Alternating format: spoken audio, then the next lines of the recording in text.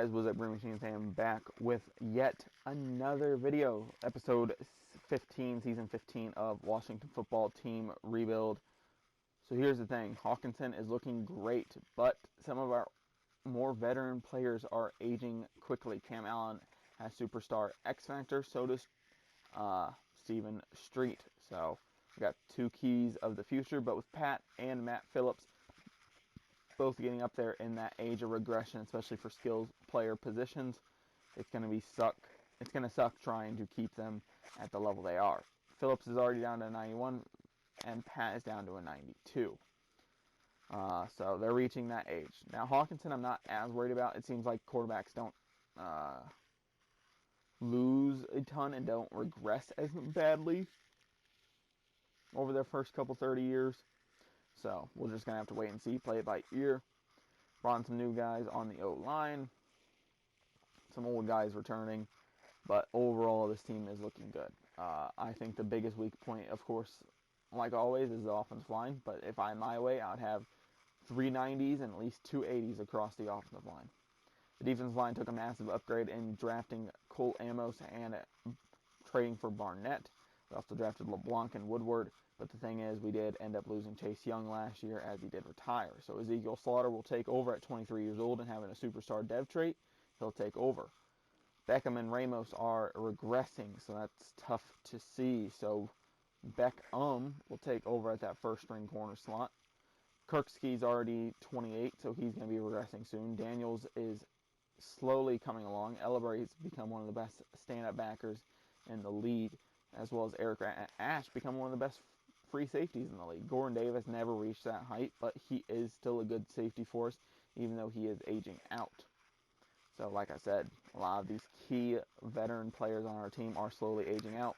What will we do over the next couple seasons? I don't know, but it will come down to money. That's the main thing about Mana Rebuilds is how many guys can you get on team-friendly deals? How many guys can you get on rookie deals, and how far can you push it? How many guys can you develop to those big overalls? I think that really will determine a lot in our success. So, I think we have a good team. I do. I think we have one of the best teams in the league. Now it just comes down to, can we put it on paper? That's really the main objective here. Kerry Daniels with Star, he's super young. He's going to be a talented backer. He just has to play well alongside Ellery. We do end up re-signing Austin Hawkinson to a 5-year deal. Now you may be saying, why didn't you re-sign him to a 7-year deal? That would take him up to when he's 38. Here's the thing. He's going to be cheaper by that time. He's going to be cheaper, A, and B, he's going to be it's cheaper for me in that term. Manu Contreras is back. Now you may be saying, why are you re-signing an 84 overall tight end? He's only 24 years old, and he's going to be the future of this team at tight end. Pat, I think, is on his way out. I don't think he's coming back next year. If he doesn't retire this year, he's probably going to retire next year. John Smith is a very, very good back. If anything, we'll trade him if we can't afford him anymore. But hey, we officially clinched the playoffs in Week 17 at the number 2 seed. We just couldn't get up to that number 1 seed. The Saints held on to it too tightly. So, whatever, right? I don't know why I'm yawning. Yeah, so I thought Pat was going to retire. I don't know. It just seemed like he was going to retire. And even though I have the retirement trait for every single position, he still wants to retire. So I understand, though. He's done what he can. He has, 2 or 3 Super Bowls with us. So Hawkinson with 4,000 yards, 30 touchdowns, 11 picks, 62 completion percentage. So he's still riding his wave. Cam Allen with 978 yards, 4-point average, 7 touchdowns. Brandon Marshall, 486 yards, 4 average, 5 touchdowns. Kenneth Massey, 151 yards, 3.5 yard average, 3 touchdowns. So the running backs are slowly coming along. Stephen Street with over 1,000 yards, 9 touchdowns. Pat with 800 yards, 3 touchdowns. Phillips with 800 yards, 7 touchdowns. And Garrison with 600 yards, 4 touchdowns. So the rookie getting involved as well. Not a bad season. 56 catches for 638 yards is not bad. Manu Contreras, though, let's see what you got next year. Let's really see what you got. Jeff Ridley even put up 4 touchdowns from the slot on 10 catches. So every time he touched the ball, 40% of the time when he touched the ball, he got a touchdown. So, you know, nothing to shy away from. Apparently, our right guard gave up no sacks. I don't know who our right guard was, but congrats. You let up no sacks, or the game is glitching. Ellerbray and Daniels each go over 100 yards, 100 tackles. Beckham and Davis each have 86, so that rounds out the top 4. Mike Lau with 12 tackles for loss. Ezekiel Slaughter with 11.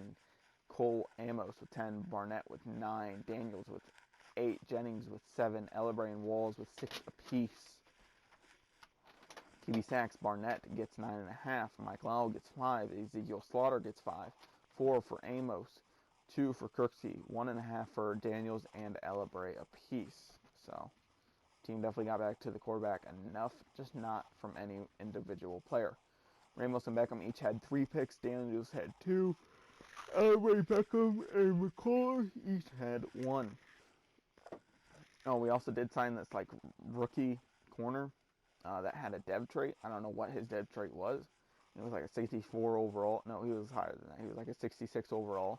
So he did progress up to like a 71 by the end of the season because he was so young and he has such little like the bar of XP is so little that he can easily get it just from like training. Maillard 100% from field goal from extra points. J.J. Maillard went 15 of 21 for field goals. He had 2 blocked, though, so he only went 15 and 19, which isn't terrible. It's not great. He definitely still needs to step it up again, or I just don't want to pay him money. I can trade him at any time because of the way his contract is set up. Jordan Love wins MVP. Mahomes and Jackson at 4 and 5, and then no Washington football team players. Whatever, though. We don't win individual awards. We win group awards, a.k.a. the Super Bowl. Not really. I mean, kind of, yeah. Hawkinson at 7 for Offensive Player of the Year for NFC. Defensive Player of the Year, nobody for us. Offensive Rookie of the Year, Garrison in there, so that's cool. Defensive Rookie of the Year, Cole Amos, and LeBlanc in there, so good to see our rookies getting involved. We ended up beating the Bears 38-23. I didn't even have to jump in for this one. So, our team put up amazing numbers. When we don't have to... Here's the thing. We could rely on our run game so much more back in the day, but our pass attack was so weak that anytime we did go down, it wasn't pretty. But now that we have Hawkinson, we don't have to rely on the run game 100% of the time, and that's when Hawkinson steps up and he throws 400 yards. Didn't have to jump into the Saints game either. We won 27-20. I was about to jump into the game. We were up 27 to like... I don't know what the score was. I think we were up like 27-10, and then they put up 10 points in like the 4th quarter or something, or near the end. And I was like, oh shit, oh shit, oh shit. We had 4 takeaways. That's what really gave us the edge. Herbert, just not what he used to be. But, no, this is the Super Bowl. I don't know. I think I just... last Super Bowl I forgot to record. This Super Bowl I didn't record because I skipped over it.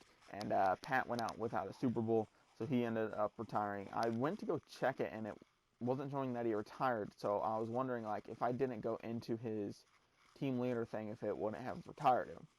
But we have Manu Contreras, and he's the next step in our evolution of great tight ends. We brought in Travis Kelce early on. He came in, played well, retired for us. We ended up having a big void at tight end. We traded for Pat, and then now he was one of our greats as well. So now can Manu Contreras. A lot of these guys are backups at best, role players, nothing spectacular. Glenn Jenkins' contract is up.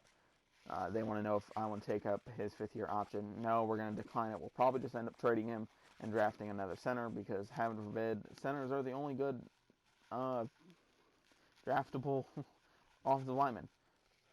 We end up trading pick number 28, 31, and 191 for pick 10 from the Broncos. I don't remember exactly what this was leading up for. We are going to take JaMychal Spence, number 16 in the class, segment number 6. Hidden dev trait, 74 overall, slot corner. He's good. He's good, and he's going to be the future of that cornerback group, especially with some of our cornerbacks not being that great.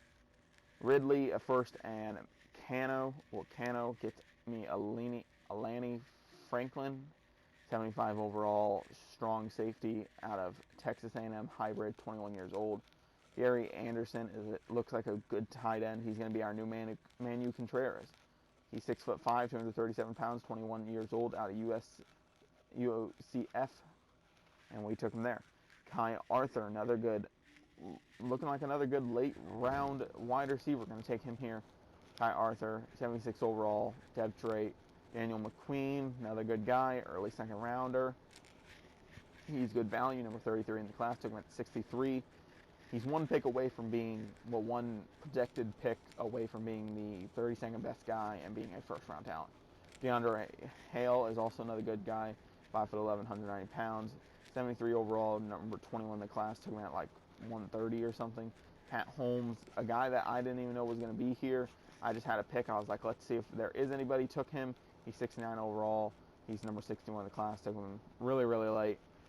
I don't think he'll make the final team. I don't even know if he'll make really any teams, but hey, he's here. He looks like a baller. So I guess the question is, what are we going to do with this defensive back squad? But this is Kai Arthur.